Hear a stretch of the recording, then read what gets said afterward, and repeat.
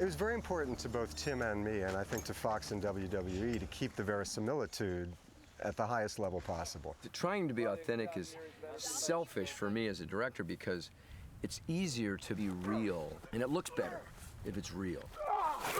What really attracted me to the script was that it read like an actual Navy SEAL mission. I mean, the people, the gadgets, the weaponry, it all was pretty accurate. From a variety of sources, we pooled together basically a team to train these actors to be as authentic as possible.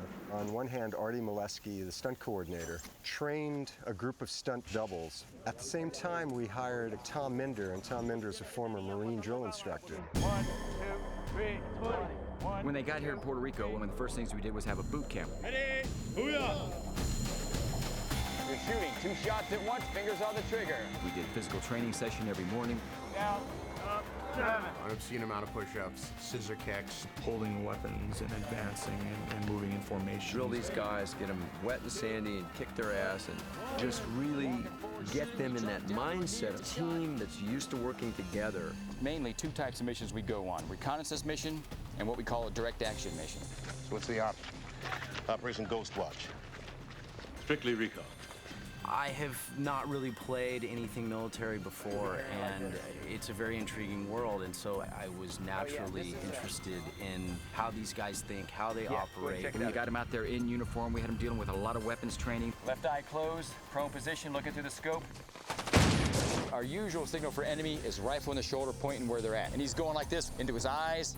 The fist up is freeze. We had a rubber boat out here. We had a Zodiac F470, which is one of the types of boats that SEALs actually use. We had them doing the high boat carry, low boat carry. We ran around quite a bit with the boat on their heads, and they were like, I could tell they were like, what are we doing out here in the jungle, running up and down the trails with this boat on our heads? I went through basic training once already. I had a lot of fun while I was doing it, and when I got done with it, I was like, I never, ever, ever want to do this again. And here I was in the middle of a cow pasture with cow patties. I didn't like it. However, the weapons training and stuff like that was nice. Yeah, this is some of the preparation that we did, getting ready for the movies. We came down here, and the week that we were in boot camp, we would get together at night and have film sessions where, we'd watch the actual training. Discovery Channel did a series about the 6 months of SEAL training called BUDS, which is basic underwater demolition SEAL training. These guys are amazing.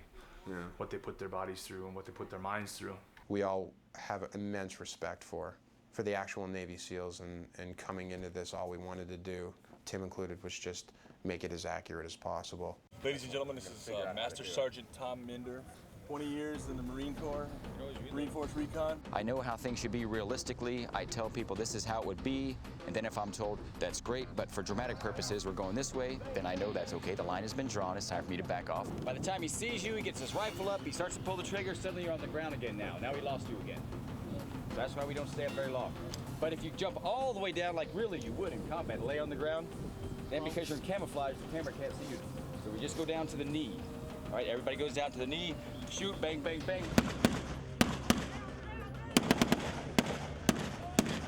And action! They've all got binoculars, which is common. They've got radio headsets, so they have inter-team communication. You see the boom mic on them and stuff. Careful with these vid packs. Designed for these babies. We have this thing called a Spectra, which is, like a video player. Good on.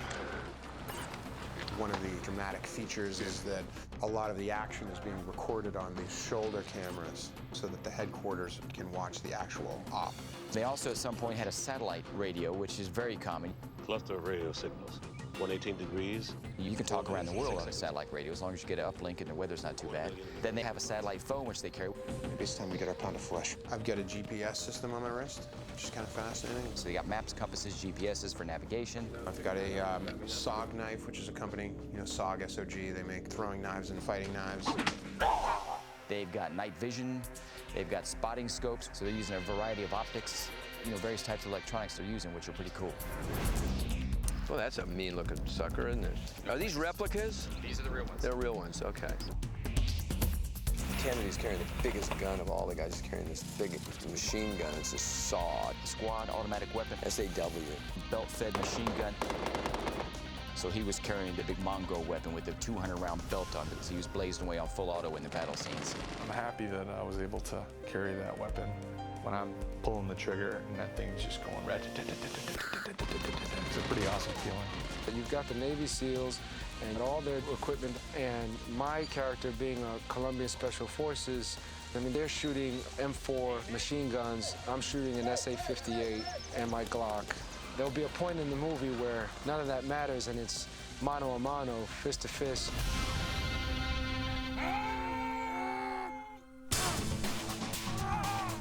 Joe and Yancey did a tremendous job learning the knife fight, which is the centerpiece of the physical action in this project. Sometimes when you read a script, there are things that make you nervous. And one of the things that definitely made me nervous was looking at this knife fight. Worked real hard every day, carried their knives with them all the time. Yeah, we spent about 3 weeks rehearsing for this.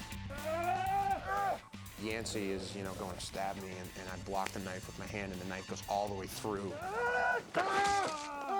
That's a big payoff, so everything leading up to it has to be just completely on point. It's an extensive fight. There's 7 different segments, probably 10 to 15 moves and clashes per fight. That, translates to a long, very dramatic movie fight. Kill me, or I will kill you.